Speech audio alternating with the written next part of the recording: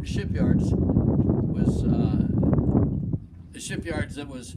They had the Liberty ships during World War II, and then when the war was over, really? then it was pretty much abandoned, and that's where Sidney Perkins was able to have us moored there. Now, where that's located is actually where the Seahawks have their headquarters right now. Is at the that's where it is now, but it was the Houghton shipyard. So all the Liberty ships were inside Lake Washington. That's right. Oh my God, that is so cool! Didn't even know that. Amazing! Wow. And was this also associated with Washington Shipyard?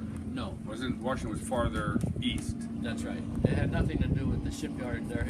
It was specifically the Houghton shipyards in Kirkland. And the vessel yearly went there every year in the wintertime? It was wintered there. Wintered there. Wintered there. And he had it continually worked on from what the records show. We worked on it while we were not sailing. We pulled it in the port during the week. We'd work on it all week long, and then we were going out Friday to go sailing, or sometimes we leave on Wednesday. But with this, even in the wintertime? No. I was only on from June through November. Oh, okay. That was my sailing time from June through November, 5 months. And then what would the boat do? Then it was tied up there, and it was wintered there. Any other historic vessels with it? Well, the Corsair. Corsair? The Corsair was there, 300 and some foot steam and sail steam turbine electric. And that was J.P. Morgan's boat? That was J.P. Morgan. Which Corsair? It was the last of the Corsairs. Corsair 4, I think. Yeah, this was the last one before J.P. Morgan died, and it became a cruise ship when he died, and it was a Caribbean cruise ship, is where it went, and I got to know the crew, but it was sitting right beside us, and it was spectacular. How many years were you on the Delta? Well, it was just 5 months. 5 months. Then you never saw it again? No.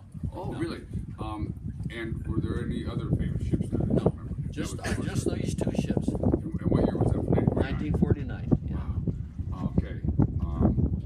Okay, go ahead. Then, so what were you doing on the boat, and what were some of your activities? Like what would? Oh, any pictures? Do you have any pictures? I have some pictures, yes. Wow. But we sailed all through Puget Sound, and we'd end up down. We did go to Tacoma. We anchored over in Fox Island. Yes.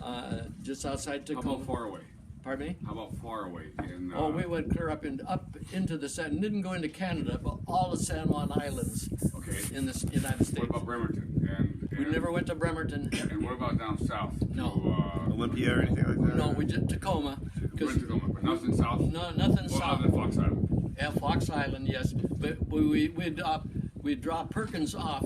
Well, after we're done sailing, we'd drop him off at the Old Town dock in Tacoma, and that was a big joke because he was 86 years old at the time. You know, Perkins was. Oh, that's right. Yeah. That's right. In 49, because he passed away in 55. 55. Yeah.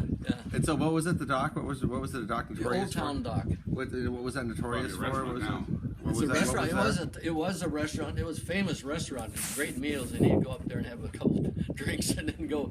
His chauffeur would pick him up, and he had the most beautiful LaSalle, a gray LaSalle coupe, and he had a chauffeur to drive him in that. Wow. But the fun part was coming from Kirkland.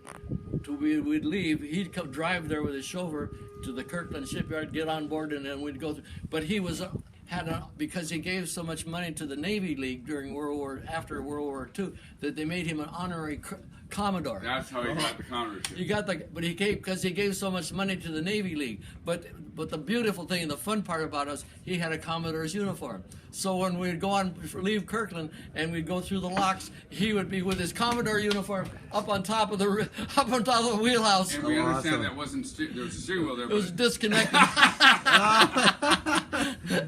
and he would go up there ringing the telegraph and doing all the acting as we go through the locks, and he'd wave to the tourists, and he had a big megaphone calling to us crew to do this, do that.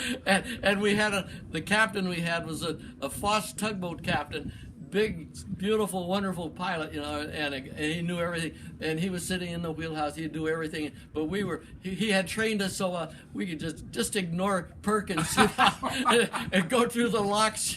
I love it. Oh my God, it was hilarious. In fact, a couple of years afterwards, there was a publishing company in Edmonds they had a magazine, and they wanted me to write an article about my 5 months. I never did get it because I told them the story about it. They were busting out laughing. So, in fact, in coming back from one of our late trips, when you look at the specs on this boat, it says they go 13.5 knots. Okay, that's what it says. We went through after we came through and was in Lake Washington. I dropped a rope and I water skied behind this thing, and it'd go 22 knots. 22 knots. And when we were out, when we were cruising in the San Juans, and we see these big yachts come by with their big Chrysler, big engines and all, and as you see the guys, their mouths would drop, and we just slip right past them. We could pass anybody in this thing because that triple expansion steam engine. That said it would do 13. It would do easily 22 knots. So the steam engine was very powerful. Jesus Christ! Unlimited power. It's just a matter. And we had John Campbell was the chief engineer, and he knew what he was doing. And when the captain would ring full speed, and he'd give another ring, and when we wanted to go faster than full speed. But you should have seen all these rich people in their big fancy homes on Lake Washington. They come out of there, and they couldn't believe their eyes. There was the El Primero going by, and old guy water skiing behind it. Oh man, that is priceless. That is history. That is unbelievable. You've got it. Oh my God! It'd be great if you go in your archives and get us any pictures. Yeah, I've got some. They're usually small, but I got some. And Fox Island, that was a great venture down there. We anchored for a week down on Fox Island. Oh, here, I'm going to stop this so I can